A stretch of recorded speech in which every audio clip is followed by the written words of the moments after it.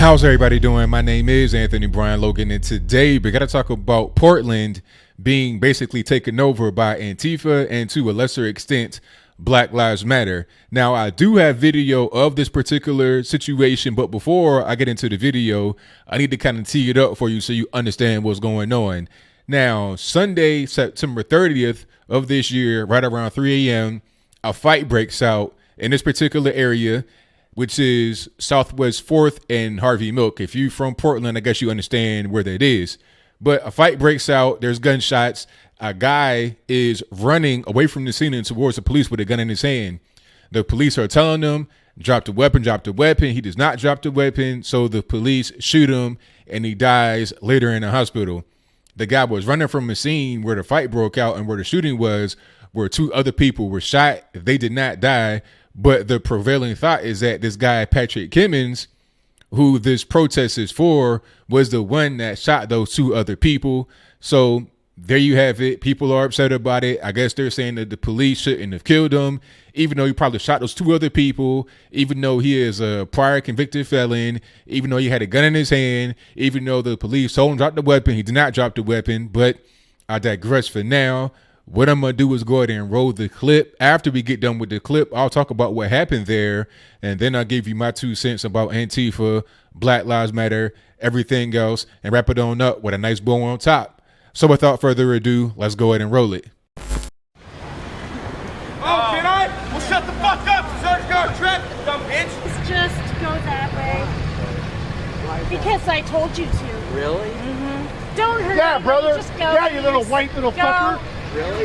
Yeah. You're a fucking little whitey, aren't you? The First Amendment, get the fuck down the road. Please just keep going the direction. Just please turn right, Please for go Christ's the sake. direction I asked For you to Jesus go. Christ's sake, just turn Please, right. you're Will ya? blocking traffic and they're getting pissed at we're you. blocking traffic. You can turn. You can just turn. Just go. Hey. Just Are go. we the ones blocking Just traffic? turn, please. Please just Now keep you're gonna have to going. wait, 'cause you got cars coming. Oh. Bro, what are we doing here? Oh, you're from South Carolina. You are a little white supremacist. North right. Carolina, huh? Right. I'm a white supremacist because I'm white. Are you kidding me? Go back to North Carolina where you came from. We don't need your KKK in Portland, Oregon. You can go where- KKK from North Carolina. Yeah. Someone shut the fuck up so I can speak. I got traffic. I got traffic. Ask me if I give a fuck. I was talking to him, not you. Thank you very much. But I'm in the middle. I'm in the middle of the intersection. And if I can have someone come, Someone get my backpack. if I can have someone come, that would be great. Well, I can't.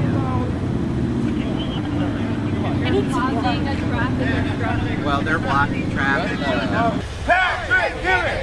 Patrick Kimmons! Patrick Kimmons! Get someone in the street, fucking dumbass! I know you to hit me right now. I'll beat the shit out of you. I'll beat the shit out of you with him. Fuck him. Whoa, Watch whoa, out. whoa, whoa, whoa, whoa. Yeah. Slow down. Slow down. Dumbass! Slow. Slow down. There's no reason to. You're lucky you didn't hit me. I would have beat your ass. Don't engage. I guarantee you that. Second protest. Look, you don't pay my bills. Shut the fuck up. Patrick Kimmons. His name is Don't Patrick engage. Don't engage.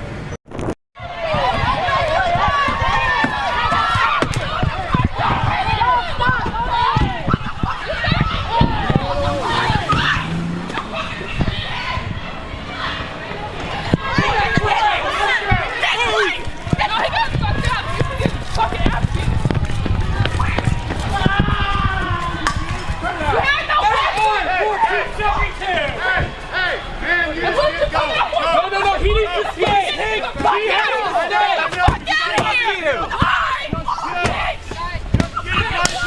Get his license plate. All right, so you see what's going on there. You see what's happening. Now, there's a lot of things that are going on in this clip. Let's jump to the elephant in the room. At least it's the elephant in the room to me. Where are the police? You saw the man in the vehicle calling the police saying, hey, I'm at this intersection. I'm trying to go forward. They're not letting me. What's going on? I need somebody to come out here. And then you saw the camera zoom in on the police. They were right there. The guy was right there by his bike and was just standing to the side. I think the mayor, I can't really confirm this, but this is just my thought, I think the mayor told them to stand down and just to watch, to not really intervene. This is a particular pattern that happens because at the hospital where Patrick Kimmons was dying, his family came there and was causing an extreme ruckus. They were throwing chairs. They were acting a plumb fool. The police did not intervene. The mother thanked the police for not intervening despite the family being very emotional, this, that, and the third. Meanwhile, they turned out the whole hospital and the police are doing nothing. All right. So I don't necessarily blame the police. I think they're acting on orders. I mean, if you're being ordered to stand down, what are you really going to do? You have no choice but to stand down. But for now, I digress. I'm going to get back to the whole situation here. The police were sorely needed. Antifa was directing traffic. I've never seen anything like that in my life. These people are not crossing guards. These people are not police officers. They're just random people wearing their black, just trying to incite violence. And people can say, oh, they're not really inciting violence. They're just protecting themselves. I mean, from who? There's nobody out there harassing them or doing anything to them. And the local reporting on it has been shameful. And I'll place some articles from the local news in Portland in the description box so you're able to read it for yourself. They're talking about, oh, one person did get rammed by a car. No, they didn't.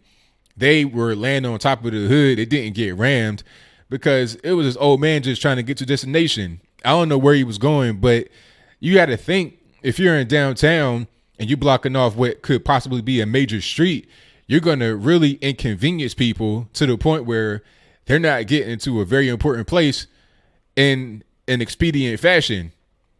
And how are you going to be out there directing traffic if you're not a police officer or some kind of guard that has that authority to do so? But then again, you're talking about Portland where the police are told to stand down. So maybe in a way they do have authority because nobody is challenging their authority. The police are right there.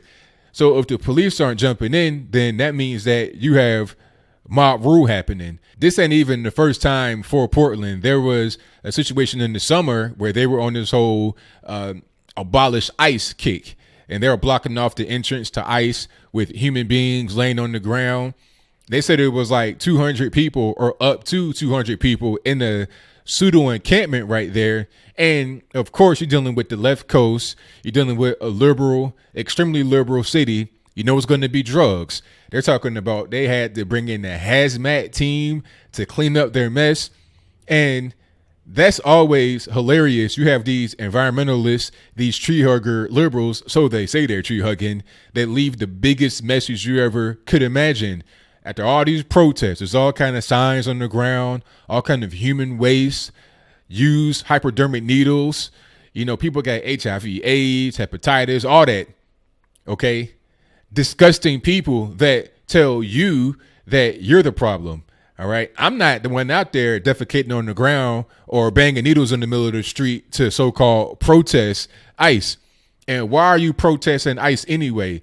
These people that come into the country illegally that commit crime, are they going to do anything to help you in your life? All they're going to do is make your life that much more difficult. But I'll move on away from that particular subject. I'm getting a little bit triggered. Let's get back to Patrick Kimmons. Now, this guy had a rap sheet, had been locked up before on a weapons charge, a gun charge. I mean, this is not somebody that you would look to as a role model or a choir boy. And he also got services from the city's program called GIFT. It's an acronym for Gang Impacted Family Team. So they're trying to break the tie, the generational ties between individuals and gangs. That they're trying to really just, I guess, liberate the community from the gang culture. Obviously, it really didn't work in this particular case. It's unfortunate the man died. He had a girlfriend with 2 kids, a 6-year-old and a 3-year-old. But this guy was up to no good. I mean, come on, 3 o'clock in the morning, you out there fighting, guns are brandished, gunshots are heard, you're shooting, you're running with a gun in your hand. I mean, come on. What are you doing out there with a gun in your hand at 3 o'clock in the morning, leaving the scene where there's gunshots at if you are so-called turning your life around? You know, that's the main thing people talking about. His family saying, oh, he's turning his life around. Well, I can't really tell. If you're out there at 3 a.m., it was probably a drug deal gone bad or a robbery or something like that. That's what happened. There's no reason for him to be out there in that situation. And people that are out there protesting, what are you really protesting? And what's up with all these people that are white that hate white people? This guy's out there talking about, oh, you must be a whitey. Go back to South Carolina, North Carolina, wherever you come from. It's like, you're white. So how are you going to, call this man out for being white? Y'all both white. Y'all are the same. Y'all probably related. So I really don't get it. This is the mental illness that the left has bestowed upon America. Here we are. These people out there, your Antifa, your Black Lives Matter, the more you want to support your gangbangers, the more you want to support the violent people in the community, you're going to get a negative result. You're going to get more people on our side, or at least away from you. They're going to go to the center left, center right. They're going to be more libertarian, more moderate, because they're not really with all that stuff out there, blocking cars, hitting cars, spitting on people, outside living in squalor and filth, banging needles.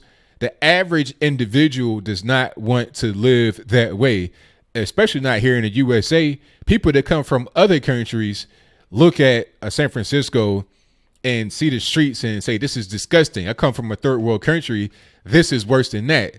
Nobody wants to live that way. So that's pretty much all I got. So what say you? Do you think that Antifa has taken over Portland? Like I said, this ain't the first time this has happened. This is kind of a recurring theme at this point. Who's to blame for it? Where are the police? Who's telling the police to stand down? Is it the chief? Is it the mayor? Is it the governor?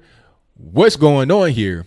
Why is there no rule of law in these streets? Why is it that Antifa can block off this intersection where the police shooting happened and just do whatever they want, direct traffic and stuff like that, with the blessing of whoever is in charge, the mayor, police, governor, or whoever?